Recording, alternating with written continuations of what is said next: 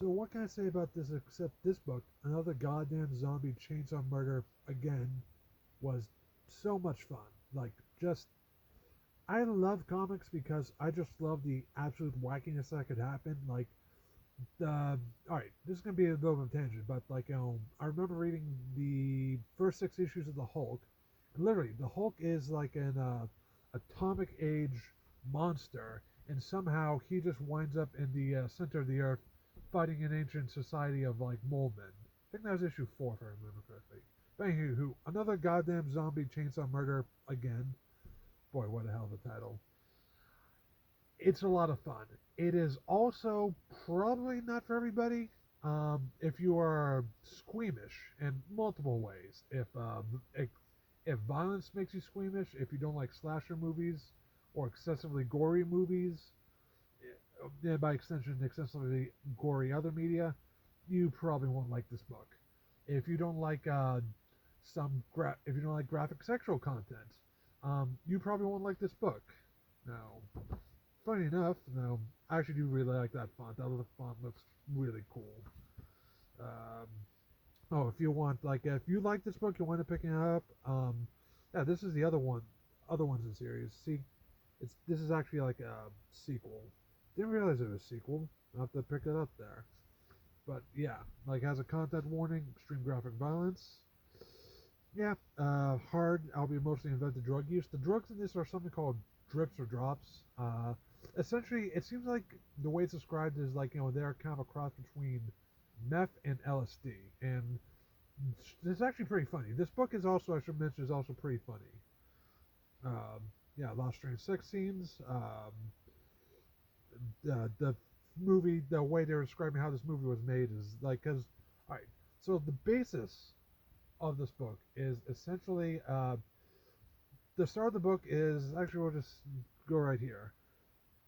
Clear Lake. There's a standard 70s slasher type deal. Dude with a chainsaw is like hacking teenagers up.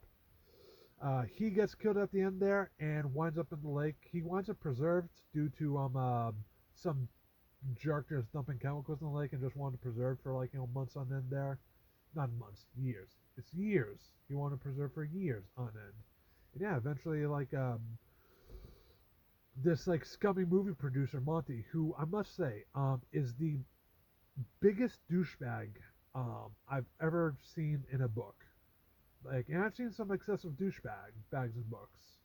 This guy is just stuck up his own ass California sleazeball producer, director, wannabe artist douchebag.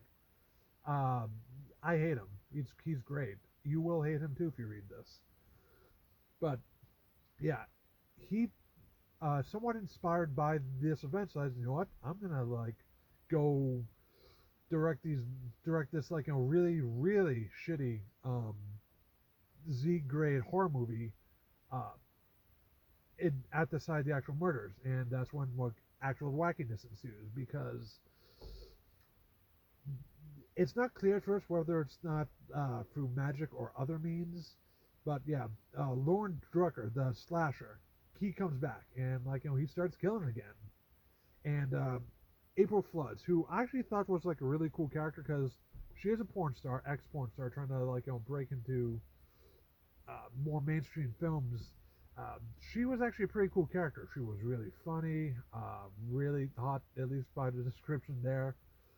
And the way she described how people treated porn stars, despite them very poorly, calling her whore and all this other terrible stuff to her face, there, despite the fact that everyone, literally everyone, watches her perform, is calling the hypocrisy of people is pretty cool.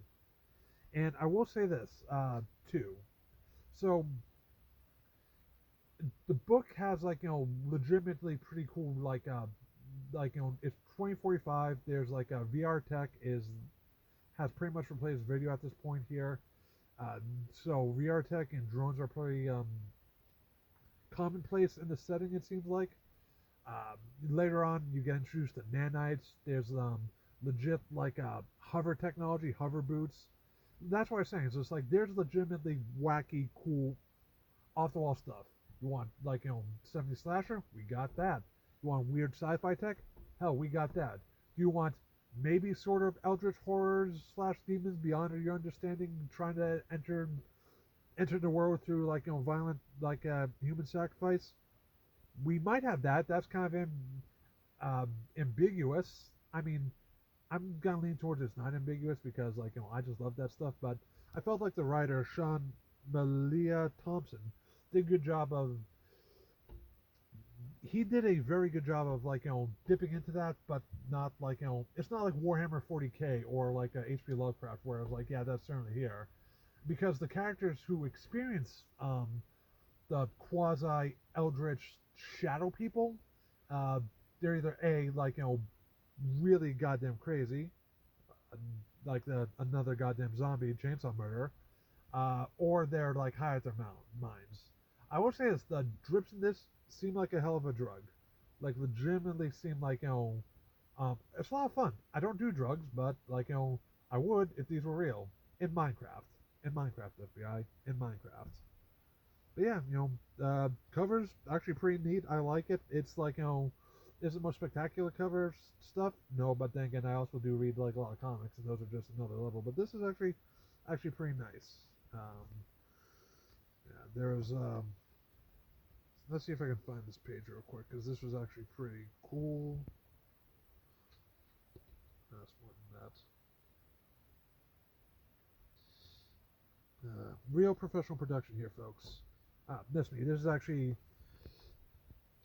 so. Yeah, this is actually like I thought this was actually pretty clever. Um, yeah, this is like what was carved in some uh, dead dude's chest months after the zombie and the witch like did their second massacre in the book. This is really fun. I don't want to spoil anymore, but should you pick up this book? Yeah, and the reason you should pick it up is yeah, exactly that. I'm gonna drop this off in like there's a ton of houses around here that have Milo free libraries, which is pretty cool. So I'm gonna drop that off. I hope someone has as much of a ball with that as I did. And yeah, if you like this book, you can buy it off of Amazon. All right, folks, I got no end here. Have a great one. Bye.